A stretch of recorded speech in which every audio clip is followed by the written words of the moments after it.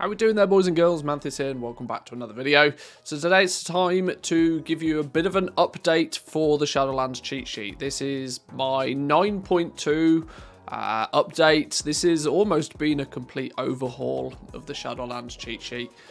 This should hopefully now be, or at least I would guess it to be, the final iteration of the Shadowlands cheat sheet. Until we move on to something new. We will find out what the new expansion is before long, no doubt, hopefully, fingers crossed. But we're coming into patch 9.2 in a couple of days now. I've been working on this quite extensively over the last week or two, because although there's not a huge amount of profession updates in patch 9.2, what has updated is actually having quite a dramatic impact on the way that people are going to look to make gold. So I've been putting some updates to the cheat sheet. Now, I'm sure there's going to be some people watching this that don't know what my cheat sheet is. It's understandable. I'm only a small content creator. But the Shadowlands cheat sheet is there simply put to give people, a bunch of resources to make their gold making adventures a little bit easier. I tend to do a lot of gold making from the focus of crafting, and often when you are crafting and you start crafting a lot of things, it becomes kind of handy to have a little bit more information about what it costs you to make things and such and such. Not everything is so easily available in game or through the use of add-ons, and so, over time we've built this little spreadsheet up. So now, like I said, I don't normally do like full update videos for this, but a significant amount has changed that I thought it worthwhile giving you guys a little bit of a walkthrough of what the cheat sheet can offer you and how you can use it to your advantage. Firstly, how'd you get the cheat sheet? Well, it's pretty easy. There's a link in the description down to my Discord. I keep this pinned in the Discord. I keep it in that fashion so that people can get access to it. Once you jump into the Manthieus Coffee Club Discord, you'll notice there's a free resource section, and from there you have the Shadowlands cheat sheet. Either scroll up to the top and you'll find the link, or it's always in one of the pinned comments. So jump into the Discord if you want to get access to that. Keep your eyes on this channel as well, because this is where I sort of, keep people updated with if there are any changes with the cheat sheet. It's a Google Sheets. If you are more of a Excel kind of spreadsheet person, I'm sure you can import it and open it into Excel as well, but primarily it's a Google Sheets. The very first thing you're going to want to do though is make yourself a copy. If you go to File and make a copy, it will store a copy of this to your own personal Google Drive, and then you can edit it to your heart's content. Otherwise, you'll only be able to see it. You'll be in view only mode. You're going to need to do the whole make a copy situation first. So make sure that's the first thing you do. From there, you are probably going to want to take a little bit of a look at the global materials list. This has been highly requested by people who've used my cheat sheet in the past, that instead of having the material prices all repeated on all of the different sheets, they're all in one location. You can put in your realm's prices for materials. I've tried to break it down and make it sort of obvious where things would be. All our vendor mats, for example, are on the left-hand side in a big row. If you happen to, have exalted reputation and be able to get your vendor mats nice and cheap, then you can put the relevant prices in here. Any yellow box you see throughout the spreadsheet is somewhere that you can freely change the value of, probably to whatever it is on your realm or on your server. If it's a yellow box, feel free to change it. If it's another color box, try not to change things. There's often lots of formulas going on and hidden stuff behind the scenes, so be careful with those. But if it's yellow box, feel free to change it.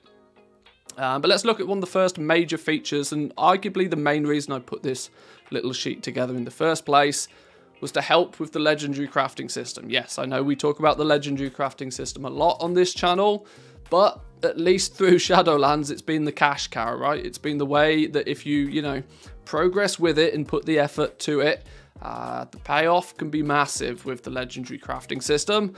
But lots of numbers, lots of costs, lots of calculations. What I've done is there's a separate sheet for each of the different armor classes. So tailoring with their cloth, leatherworking and mail is split into two separate sheets. Blacksmiths have the plate and jewel crafters have their rings and necks. But all of them work kind of in a similar fashion. You have your materials listed at the top, which if you want to change them, head back into the global material sheet, make your changes there. They just display on these sheets for quick point of reference for more than anything else. Then you have the breakdown of the tiers of crafts.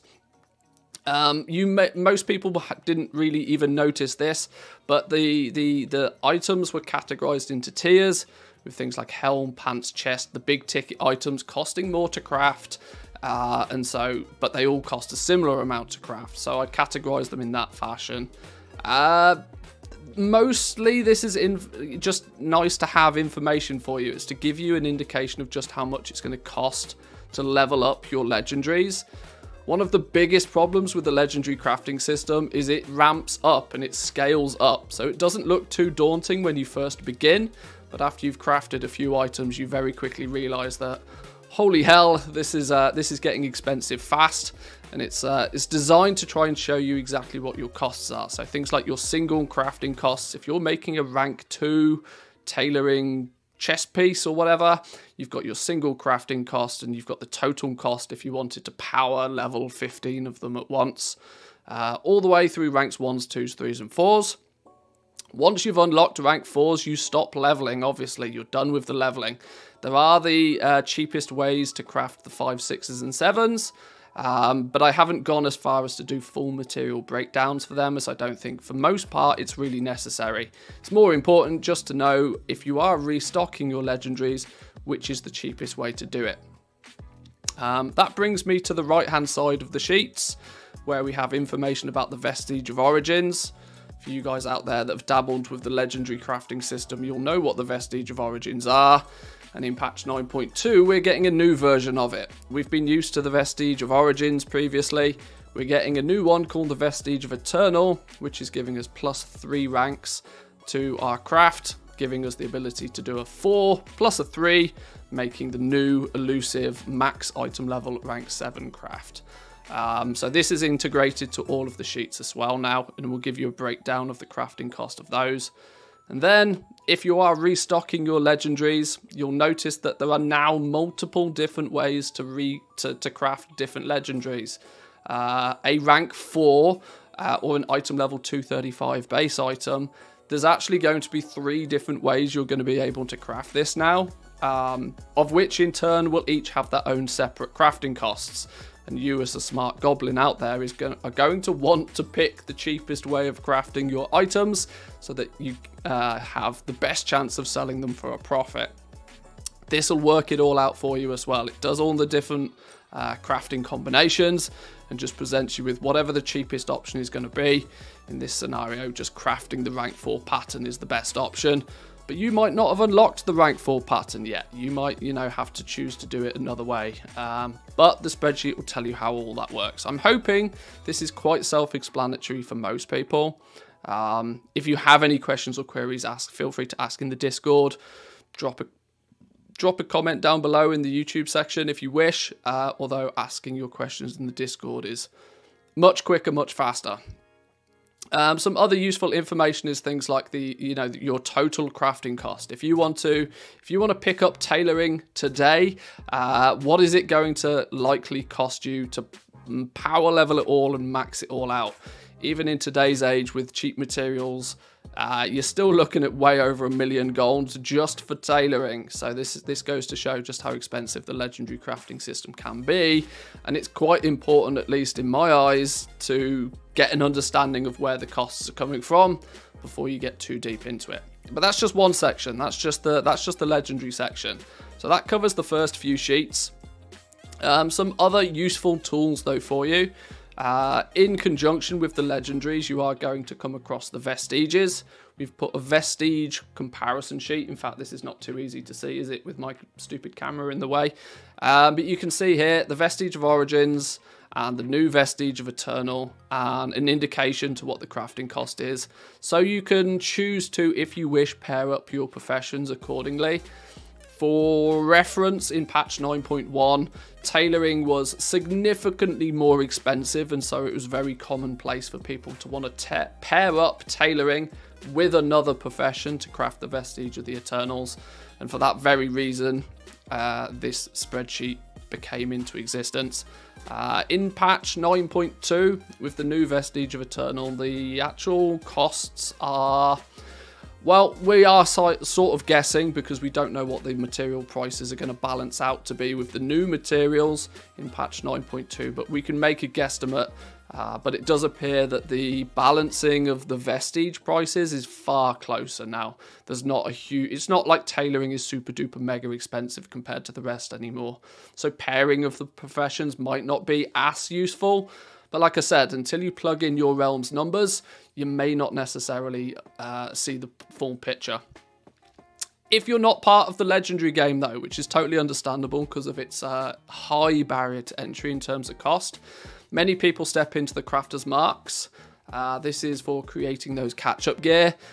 This sheet is specifically designed to do a similar thing to the Vestige one in terms of showcase to you, well, roughly how much are these Crafter's Marks going to cost on the different professions.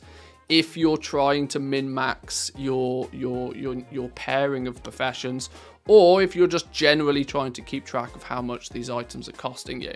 The new Crafter's Marks, Crafter's Mark 4 and Crafter's Mark are the first ones, have been implemented into this, and all of the totals are in their traffic light colouring. Traffic light colouring meaning so the green is going to be the cheaper ones, red's going to be the most expensive, and your yellow or amber or whatever you prefer to call it somewhere in the middle. And you can use this sheet to do your comparison. Now, I know in many cases the past Crafter's Marks for you guys are not going to be really relevant, but the information's there just in case you want to look at it. So that's the main pros and cons of the sheet. There is a few extra little pieces that might be beneficial further on down the line. Vendor shuffles, for example. This is not necessarily been a big thing recently, but towards the end of an expansion, when all the materials start flooding your auction houses and start getting remarkably cheap, there becomes the opportunity for you to be buying materials, crafting simple items, and then giving them straight to a vendor and actually making a profit off the back of that. The vendor and disenchant shuffle sheet is here to assist you with that. It gives you an indication of all of the different possible crafts, tailoring. In many cases, people will be looking at things like braces or capes or whatever, but it just gives you a heads up of what you should be doing, either just flat out ignoring that slot, or maybe whether you should look at disenchanting these items instead of vendoring them. It does all of the hard work for you, so you don't have to. Same thing again, if you need to adjust your prices, you adjust them over in the global sheet, and it should do its thing. Tailoring, leatherworking, blacksmithing, and jewel crafting are on this sheet. Now, I know there is some other potential. I know engineering might possibly have a few vendor shuffles here and there, but I haven't gone as far as to fully populate those. I've only focused on the big ones, so that might come to be of a benefit to some people later on down the line. Prospecting is the next sheet we have. This is for the jewel crafters out there. Jewel crafting is one of my personal favourite professions, but mainly because there's a little bit more complexity to it than just buying a material and crafting an item and then selling it. That middle section of having to prospect the ore does a really good job of kind of hiding the costs, usually meaning that prospecting or jewel crafting generally is one of the more profitable professions if you understand the numbers. This is a sheet that will hopefully give you some assistance in understanding those numbers.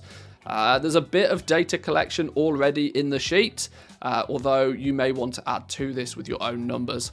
Same theory applies again. If it's a yellow box, feel free to implement your own numbers to it. If it's not a yellow box, it's probably doing a calculation, so try not to edit it, otherwise things might start going wrong. I have updated this with some information on the new Progenium ore, so there's some early prospecting data on this. Luckily, on the PTR, there was a vendor that allowed us to do some prospecting in the test realms, so I didn't have to spend too much gold, but we got some early indicators that Progenium ore prospects in a very different way to previous ores, so make sure you check that out. There's a prospecting masterclass. Like I said, jewel crafting is one of, if not my favourite profession. And this is just a little bit of a walkthrough of a guide of maybe how to set yourself up with prospecting, some of the do's and don'ts and some things you should know to really be able to take advantage of it. I've recently done a little bit of an upgrade to the milling sheet. This is on a similar theory to prospecting, although it's not quite as comprehensive. Mainly on the fact that I don't personally do much of this at all. I can probably count on one hand the amount of times I've milled a herb in Shadowlands. I tend not to stick to that side of the gold making. Various reasons behind that, but either way, this is here that if you want to put some data in or just want to know what the different milling rates are for the different herbs. I have put in a section for First Flower, which is the new herb in patch 9.2, although at least as of recording this video, I've not had the opportunity to do any milling on the PTR to get some provisional data, but it's there. If you start putting in your milling results in the sheet, it will do all the maths for you and then work it all out accordingly.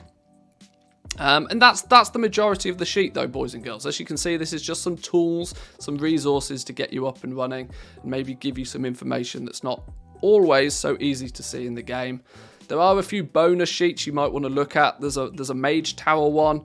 Now I know we've had the first Mage Tower and it was very, very profitable to some people, but maybe this will give you a good reminder next time the Mage Tower rolls around on what you could be doing. Some other informational sheets, just sort of some theory crafting things of, you know, should I be farming or crafting? These were almost some of the scripts for some of my previous videos. Some TSM price sourcing information, what the price sources mean, just little snippets of information that might be valuable to you. There's nothing really to do with these as such, it's just, I think, helpful information to get you up to speed with what's going on. So that's the main aspects of it, boys and girls. That's pretty much how the Shadowlands cheat sheet has evolved through patch 9. Through the Shadowlands expansion and into patch 9.2. Like I said at the beginning, I think this is probably now going to be the last major update to this cheat sheet before we move into a new expansion, of which we will probably just start again from the word go. But there we go. Reminder once again, if you made it this far to the video, jump into the Discord. The link is in the description down below to get yourself a copy of the sheet. First thing to do, input your realm's material prices or the prices that you expect to be able to buy your materials for. And the sheet should do the rest of the hard work for you.